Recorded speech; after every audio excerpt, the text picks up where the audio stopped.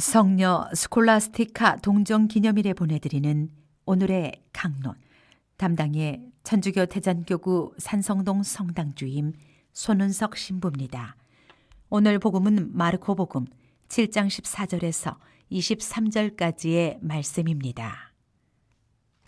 그때에 예수님께서 군중을 가까이 불러 그들에게 말씀하셨다. 너희는 모두 내 말을 듣고 깨달아라. 사람 밖에서 몸 안으로 들어가 그를 더럽힐 수 있는 것은 하나도 없다. 오히려 사람에게서 나오는 것이 그를 더럽힌다. 예수님께서 군중을 떠나 집에 들어가시자 제자들이 그 비유의 뜻을 물었다. 예수님께서 그들에게 대답하셨다. 너희도 그토록 깨닫지 못하느냐? 밖에서 사람 안으로 들어가는 것은 무엇이든 그를 더럽힐 수 없다는 것을 알아듣지 못하느냐? 그것이 마음속으로 들어가지 않고 뱃속으로 들어갔다가 뒷간으로 나가기 때문이다. 예수님께서는 이렇게 모든 음식이 깨끗하다고 밝히신 것이다. 또 이어서 말씀하셨다. 사람에게서 나오는 것, 그것이 사람을 더럽힌다. 안에서 곧 사람의 마음에서 나쁜 생각들, 불륜, 도둑질, 살인, 간음, 탐욕, 악의, 사기, 방탕, 시기, 중상, 교만, 어리석음이 나온다. 이런 악한 것들이 모두 안에서 나와 사람을 더럽힌다. 대전 가톨릭 평화방송 애청자 여러분 안녕하십니까? 지난 하루 말씀 안에서 그리스도의 향기를 느끼며 기쁨 속에서 지내셨는지요? 만약 그렇지 못했다면 오늘은 하나님께 지혜를 청하시기 바랍니다. 우리는 오늘 독서의 창조 이야기에서 외적으로 웅장한 모습에 먼저 관심을 갖게 됩니다.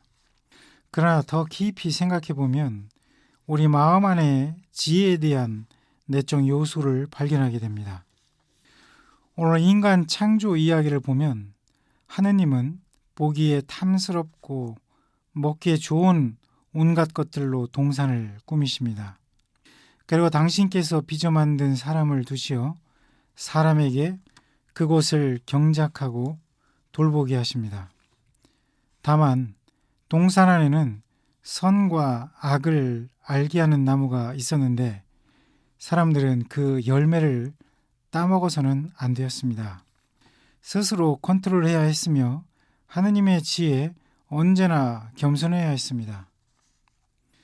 오늘 복음에서 예수님은 제자들과의 말씀 중에 전통에 대한 이야기를 한층 더 완전하게 발전시키고 계십니다.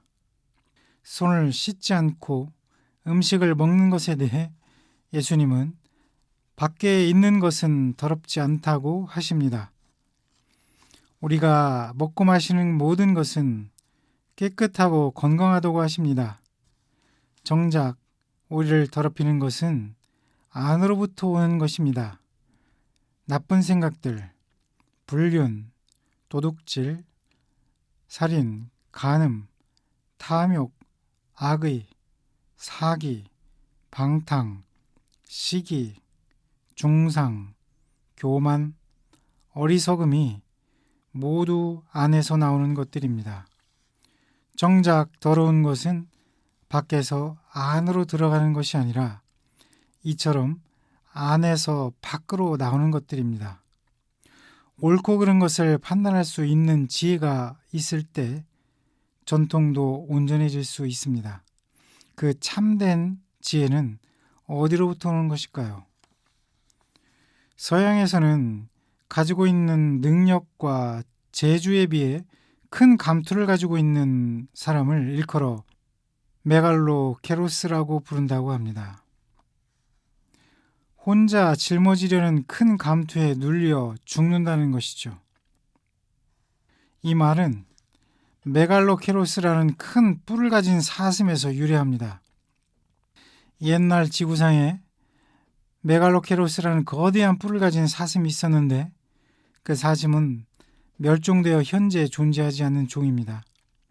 학자들마다 멸종의 이유가 다르고 아직 논쟁거리가 많지만 그중 하나의 주장은 이렇습니다. 지나치게 큰 뿔 때문에 그 무게에 눌려 번식에 실패해 멸종했다는 것입니다. 점점 비대해지는 자신의 뿔을 자신 혼자서는 감당할 수 없었던 것이죠.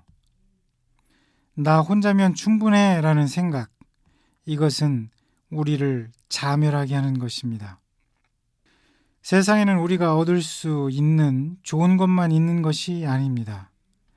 우리 손으로 얻을 수 있는 것들, 그 이상이 있다는 것을 알아야 합니다. 아담이 에덴 동산에서 겪었던 것을 통해 우리는 그것이 무엇인지 알 수 있습니다. 그리고 그것은 지금 우리에게도 유효하다는 것을 깨달아 알고 받아들여야 참 지혜가 무엇인지 알 수 있습니다. 아담이 생명을 얻기까지 과정을 먼저 보시기 바랍니다. 세상을 만드시던 날 아직 하느님께서 비를 내리지 않아 땅은 척박했습니다. 이어서 비를 내리시자 땅의 안개가 솟아올라 땅거죽을 모두 적셔주십니다. 그런 다음 하느님께서 아담을 지어 생명의 숨을 코에 불어넣어 주셨습니다. 그리고 주 하느님께서 동산을 꾸미신 다음 아담을 거기에 두셨습니다. 이 이야기가 우리에게 전해주는 것은 인간 창조의 결과는 그냥 이루어진 것이 아니라 하느님의 특별한 개입이 필요했다는 것입니다. 그리고 동산 역시 인간의 노동과 재주의 결과가 아니라 하느님에 의해 시간에 앞서 미리 준비되었다는 것입니다. 인간 내면의 선과 인간 밖에 이루어진 꼴의 선은 우리 본성을 넘어 초본성적으로 주어진 것임을 알아야 합니다. 참된 지혜 역시 인간 지성을 넘어 있습니다.